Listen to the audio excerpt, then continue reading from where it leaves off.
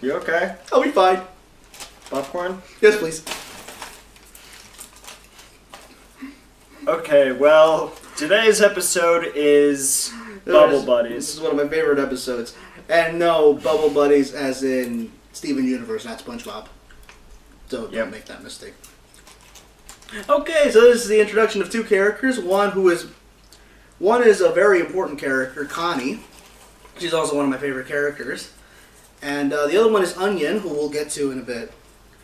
So it starts with, calming down a little bit. There we go. Steven walking out of his house with a bike. Yeah, he's going to attempt to ride on the beach. In the sand. And he's trying to impress this girl who's on the surface reading a book. And I think this isn't the first time he's tried to, get her attention or try to befriend her. Because it looks like he's been doing it for a while now. Except we've never seen it. Yeah. He gets close, but he screws it up. He starts talking about his bike, and it falls over with him in it. She looks to him, and he gets embarrassed and scared and runs away. The Gens take notice of this. Oh, they're stalkers. They look at Steven's life. Not stalkers, creepers. There's a difference. Well, creepers, obviously. They live there, and they're just watching the whole thing. So yeah, apparently Steven has a crush on this girl, and then, of course, Amethyst, is all Pearl is like, we should invite her on a play date. I could set up an invitation. We should know her favorite kind of tea. Favorite kind of tea, if she even drinks tea, that is. That'd be the first Garnet thinks that he should just be himself and just go talk to her like a normal person would. And, of course, Amethyst is just giving him a hard time. Mm-hmm. That, the bracelet comes into play. Well, I'll get into that. It's gonna be... There are strange tremors happening, and no one could really tell what it is. Which is odd. I mean, you would assume... but... So yeah, Steven goes to give Connie the... Well, we don't... Oh yeah, so yeah. Well, he took it out of the freezer and went to her for some reason. He goes up to talk to her, just to introduce himself. Saying, how to say his name. Yep, how to say it. My name is Steven. My name is Steven. My name is Steven. Steven? My name is Stefan. My name is Devon. Oh yeah, I would have loved to have seen that. So one of the tremors causes one of the hair pieces of the statue to fall off. It's about to land right on Connie. A large rock to come towards her. Steven freaks out, runs to her saying, "My name is Steven!" And then his gem glows out of the belly button and activates a giant bubble shield around the two, saving both of them. So we get to learn another piece of how his powers work. He has a shield, and he can protect other people and himself with a bubble. He's the defense, where the other three are offense, it seems. Mm-hmm. So yeah, pretty. And think of how it's activated. He protected her.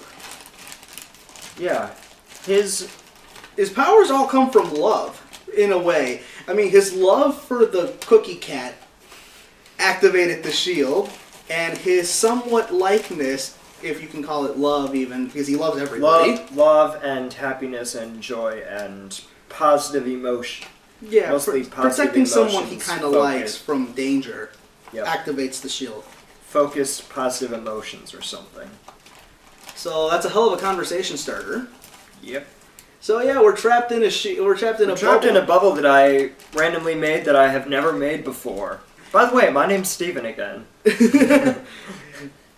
Alright, so as they're trapped, we get to learn a little bit about Connie. Apparently her dad is a security guard. They've moved for Mayor Dewey? Could be. She said it was private.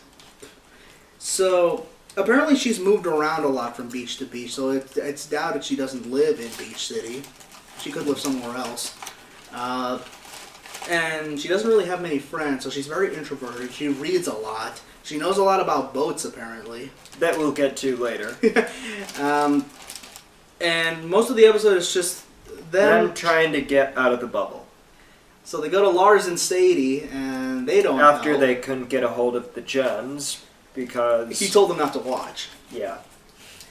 We get to learn a little more about Lars and Sadie as well. Their relationship's a little complicated. It'll be explained a little more as the series progresses, but for now, it's like they either get along or they don't.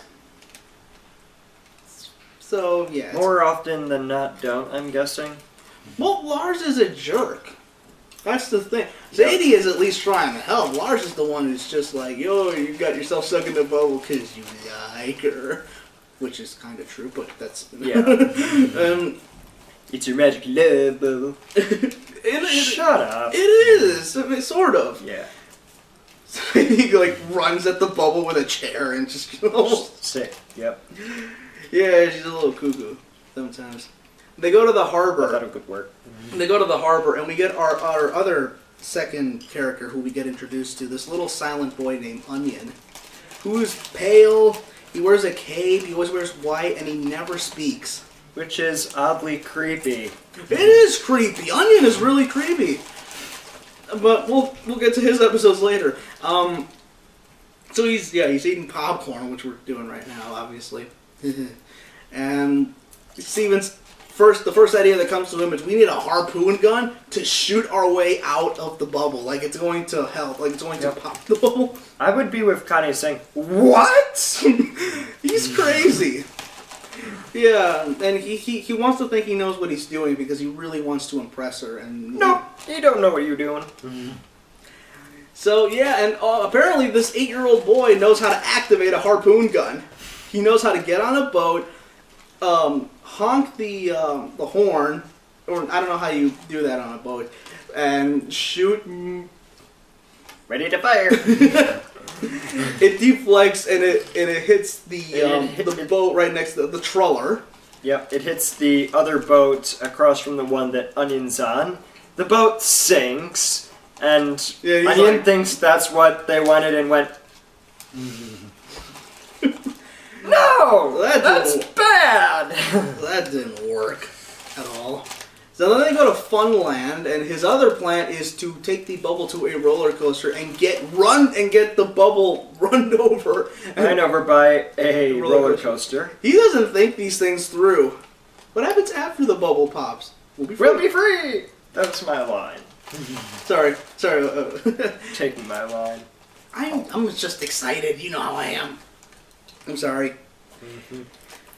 Obviously, that doesn't work.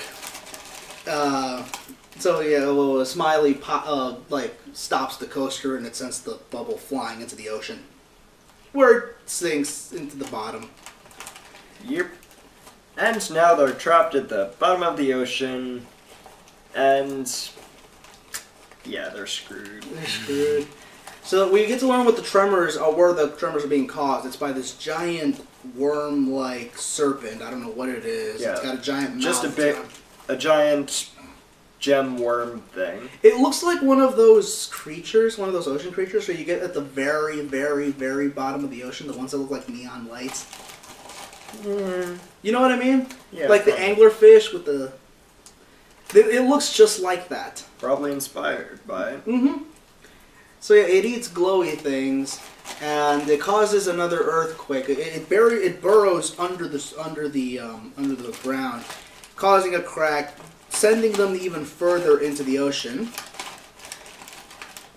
And now, of course, Connie is freaking out because obviously Steven doesn't know what the heck he's doing, but it's not his fault. He's never done the bubble thing before. So it's just the scenario that they're in. Yep. So yeah, well, like I said before, introverted, doesn't have many friends, always moving. Parents are very distant, busy, cautious, busy, very strict. Because she says also that they don't allow her to eat carbs, like donuts. Yeah. And because of this, she feels like she's going to die without ever having a single friend, which is sad. I don't know. Yeah, so all she does is... This show does touch on some very subtle but dramatic parts. Because all she does really is, when she's not with her parents, is read books and learn about boats. And sit at the beach. Sit at the beach. Looking at boats. And reading. And reading books. And I don't even know if she does go to school. I don't even know if they like consider her like because kids get judged just by what they do. Like they read books, they're called nerds or bookworms or all that stuff. So she's probably been like the subject matter of. Maybe. So this makes her sad. She starts crying, and then that's when Steven pulls out the bracelet, the glowing bracelet, which is a very cute symbol. But apparently he kept it from the last time he saw her, which was at a. It was at a parade 1 year prior to this. He was apparently he was a part of the car wash parade. Like I guess his dad made his van into a float, put Steven on top of the van, and put soap bubbles in his hair because it's supposed to be a scrub brush, which is weird. It's because of his hair. It's his hair, but he looked happy to be doing it, so True. He didn't have any problems with it. Connie was a overseer, so she's just like looking at the parade. Either she got bored or sad, or maybe somebody called her, but she had to go, and the bracelet fell off. He was able to retrieve it after being on that float. I hope nobody like picked it up. Maybe he had to fight somebody for it or something. That would have been fun to see. Imagine like he can't do anything because he's on the float unless he got off the float just to pick up the bracelet. Just to pick up a bracelet, which is nice. And then he tried to give it back to her, but he couldn't find her after that, so she probably went home. Yep. So he kept it in his freezer for an entire year, and it kept its glow for that long. Which is an awesome idea. I need to try that. Like, if I come home from a party with a neon bracelet, I'm putting it in the freezer, see if it glows the next day. Probably will. I've done it before. Does it work? Strange enough, yes. Nice. So this cheers her up a little bit. She's very grateful that she has a new friend. Her first friend, that is. Yep. And it's a kid who can fight monsters. Which is awesome. And accidentally trapped her in a bubble for a day. Well, like I said, it's not his fault. But it's a cute scene. He picks up her hand and puts the bracelet in there, and he apologizes because he doesn't know what the heck he's doing, but she's fine with it. Then at this precise moment, they're all happy and everything, and the bubble pops. Which left me thinking either it was I doubt it was the water that popped it. I think it was just like maybe okay, you've learned your lesson. Boop.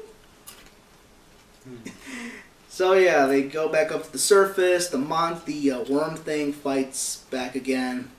Yep. Now it's chasing after them because of the shiny bracelet. Because he eats bright stuff, so obviously he sees the neon bracelet and wants to eat that. It must be food.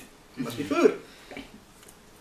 I love what happens after. He gets the bracelet. He gets her to give him the bracelet back just so he can fight the monster off by basically chasing it and having it tied up to the harbor. Clever. Mm-hmm. Harbor falls on top of the worm. Worm goes poof. Up, and Connie is won over. Which is cute. And then the gems come.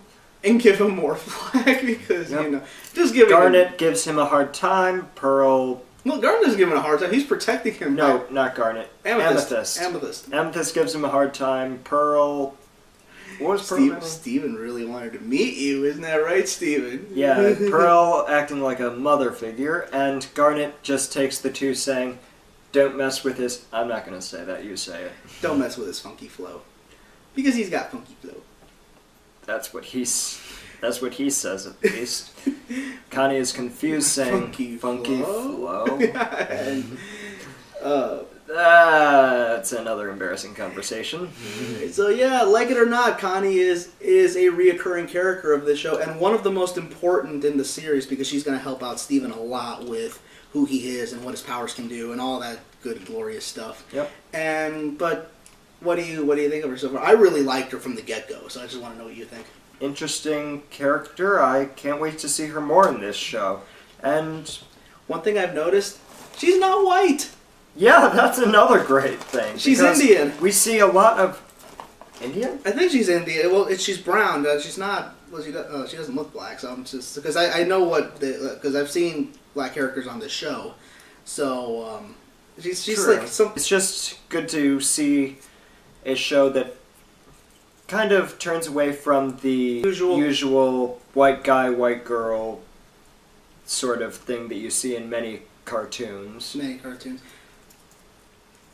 And I'm not going to count adult cartoons as well. This has to be a family or an actual cartoon that kids can sit down to watch. Because people have brought up King of the Hill as an inspiration. Sorry, wrong word. Because that was also an interracial couple, but that was an adult cartoon. Yeah, somewhat an adult cartoon. Yeah. Because you have Bobby and you have Connie. Yeah, Bobby and Connie. Except she is Laotian, not Indian. Yeah. Yes. Anyway. Yep. This a really good introduction to a really, really good character who. And another more awkward one. Another more awkward one. Nothing else other than we also get to learn more about Steven's powers. And it's possible that these were probably passed down by his mom. She probably had these powers, and once she gave birth to Steven, pass them on to him. So they might not exactly be. Well, and she's not alive, so she can't really teach him how they work. So he has to learn it by himself. Yeah. But he's getting there. And it's really awesome to see what he can do with them.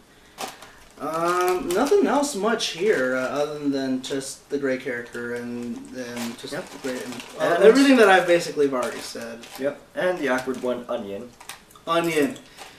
Oh yeah, I can't wait to see more of him again. Because Onion is just weird. And for that, I'm Gabe Tie Guy. I'm Roberto Spinoza, and now if you'll excuse me, I'm gonna go write fanfic about these two. Seriously?